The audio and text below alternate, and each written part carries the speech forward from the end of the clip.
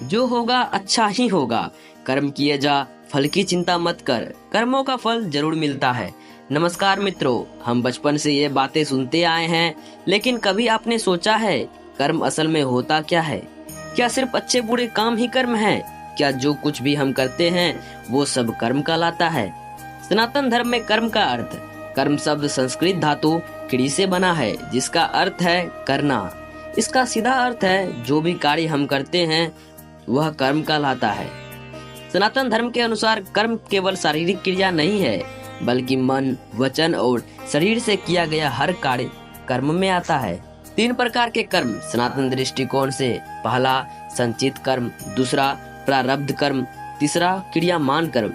पहला संचित कर्म, यह हमारे पिछले जन्मों में किए गए कर्मों का स्टोर है जो फल देने की प्रतीक्षा में है।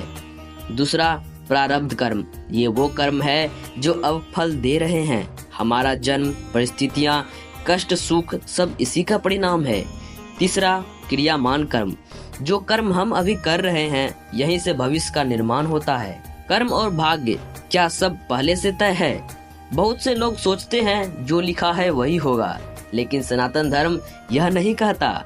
हमारा प्रारब्ध कर्म तो पहले से निश्चित होता है, लेकिन हमारा वर्तमान कर्म क्रियामान कर्म से हम अपनी दिशा और भविष्य बदल सकते हैं।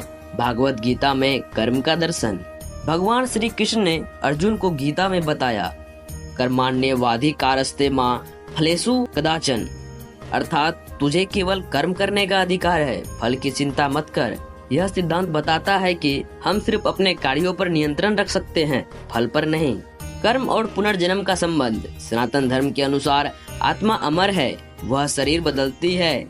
हर जन्म में आत्मा अपने पुराने कर्मों का फल लेकर आती है, इसलिए कभी कभी हम किसी को बिना कारण कष्ट भोगते देखते हैं। यह प्रारब्ध का असर हो सकता है। अच्छे और बुरे कर्म मापदंड क्या है?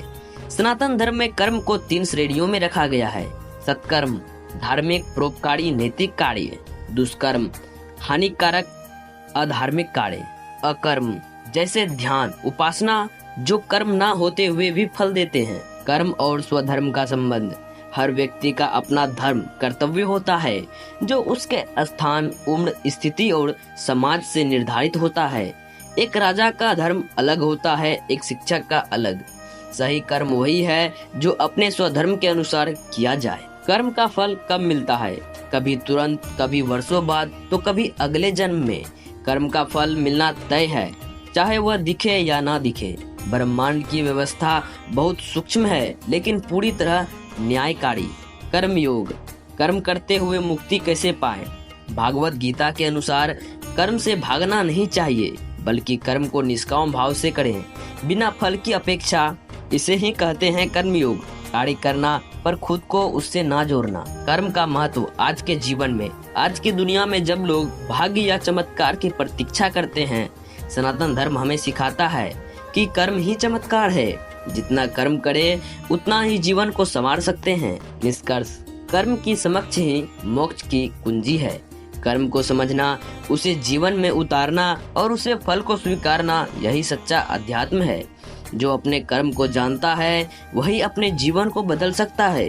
कर्म केवल धर्म नहीं, जीवन का विज्ञान है। जय श्री राम, जय सनातन।